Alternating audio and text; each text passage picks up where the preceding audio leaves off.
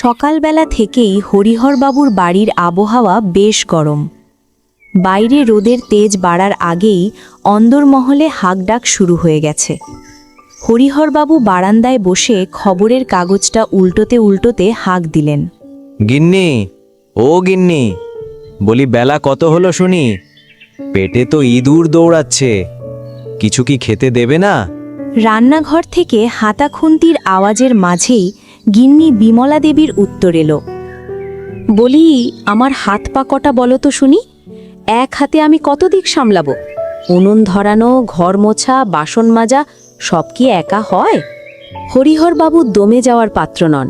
তিনি গলা চড়িয়ে বললেন, কেন, মেয়েরা আছে কি করতে? আমার তিনটে ডাগর মেয়ে থাকতে আমাকে যদি সকালবেলা না খেয়ে বসে থাকতে হয়, তবে আর লাভ কি? বড় মেয়ে জয়া তখন পাশের ঘরে কাপড় গোছাচ্ছিল। সে বিরক্ত হয়ে বলল, আমি তো হাত গুটিয়ে বসে নেই বাবা, সকাল থেকে পিল পিল করে খেটে এক পাহাড় বাসন ধুয়ে এলাম। সেজ মেয়ে মায়া তার ছোট ভাই বাবলুকে বই পড়াচ্ছে। সেও সাথে যোগ করল, আমি বাবলুকে পড়াচ্ছি বাবা, ভেবো না যে আমরা সবাই আয়েশ করছি। সবশেষে ছোট মেয়ে রিনি ব্যাগ নিয়ে কলেজ যাওয়ার সময় বিরক্তির স্বরে বলল, আমিও তো কলেজে যাচ্ছি বাবা, কিন্তু সকাল থেকে নাস্তা করতে পেলাম না, এখন না খেয়েই কলেজ যেতে হচ্ছে। হরিহরবাবু দীর্ঘশ্বাস ফেলে বললেন, খালি পেটে কতক্ষণ থাকা যায় রে মা? তার চেয়ে বরং ভোলার দোকান থেকে দুটো গরম জিলিপি আর কচুরি খেয়ে আসি। বিমলা দেবী এক থালা মুড়ি আর এক কাপ ধোঁয়া ওঠা চা হাতে নিয়ে সামনে দাঁড়ালেন। এখন আর কোথাও যেতে হবে না, এই নাও, মুড়িগুলো খেয়ে আপাতত পেট শান্ত করো। উনুনে ভাত চড়িয়েছি, একটু পরেই নামাবো। মুড়ির বাটি হাতে নিতেই হরিহরবাবুর মনটা একটু শান্ত হলো। তিনি জিজ্ঞেস করলেন, তা তপন কোথায়? বড় ছেলেকে তো সকাল থেকে দেখছি না। ও বাজারে গেছে, আজ নাকি বড় মাছ উঠেছে, তাই সে ভোরবেলাতেই ব্যাগ হাতে বেরিয়ে পড়েছে। সে কি, আজ না ওর অফিস আছে? ছেলেটা আজকাল আমার কথা আর কানেই নেয় না। বড় মাছ, আহা, কতদিন যে জুত করে মাছ খাই না। বাজারে তখন ঠিকঠিকে ভিড়। তপন মাছের আড়তে দাঁড়িয়ে দরদাম করছে। একটা বড় রুই মাছ দেখে সে বিক্রেতাকে বলল, ও ভাই, পিসগুলো একটু বড় বড় করে কেটো। আর শোনো, মুড়োটা কাটবার দরকার নেই, ওটা আস্তই রেখো। মা এটা দিয়ে দারুণ মুড়ি ঘন্ট বানায়। এমন সময় পেছন থেকে এক চেনা ডাক এলো। কিরে তপন, কেমন আছো? তপন ফিরে তাকিয়ে দেখল তার স্কুলের শিক্ষক বিমল মাস্টার মশাই। মাস্টার মশাই, আপনি এখানে? হ্যাঁ রে, এই একটু মাছ কিনতে এলাম। শুনলাম তোর নাকি খুব বড় চাকরি হয়েছে। বড় আর কোথায় স্যার, কোনো রকমে চলে যাচ্ছে আর কি।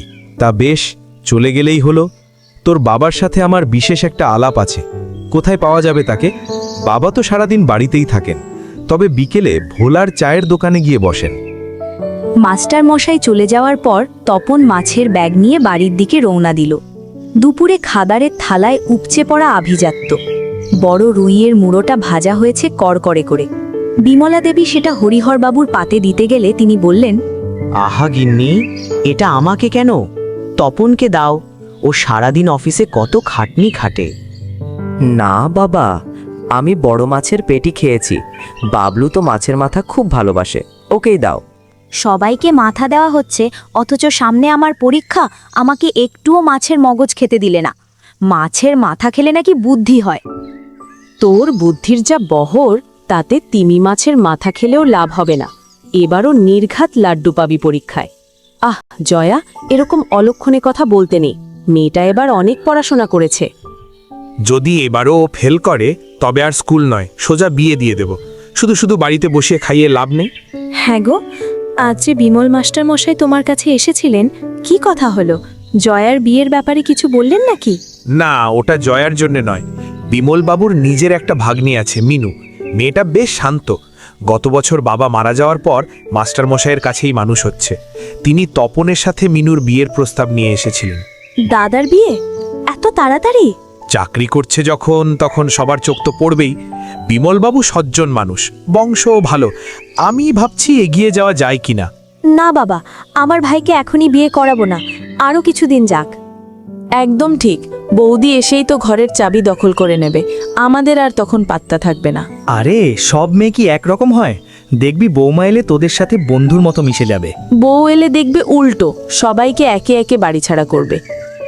বাজে কথা রাখ জয়া, তুই যখন আসিস আমরা কি তোকে তাড়ানোর কথা ভাবি? তোর বর তোকে ফেলে গেছে আজ 2 মাস হলো, তার কোনো খবর আছে? সে কেন তোকে নিতে আসছে না সেটা আগে ভাব। বুঝেছি, তোমরা আসলে আমাকে সরাতে চাও, আমি আপদ হয়ে গেছি তোমাদের কাছে। ঠিক আছে, আজই আমি ওকে চিঠি লিখব, কাল সকালেই আমি এ বাড়ি ছেড়ে চলে যাব। গল্পটি কেমন লাগলো অবশ্যই জানাবেন। ভালো লাগলে নিয়মিত এমন সুন্দর গল্প পেতে সাবস্ক্রাইব করে আমাদের চ্যানেলের সাথেই থাকুন।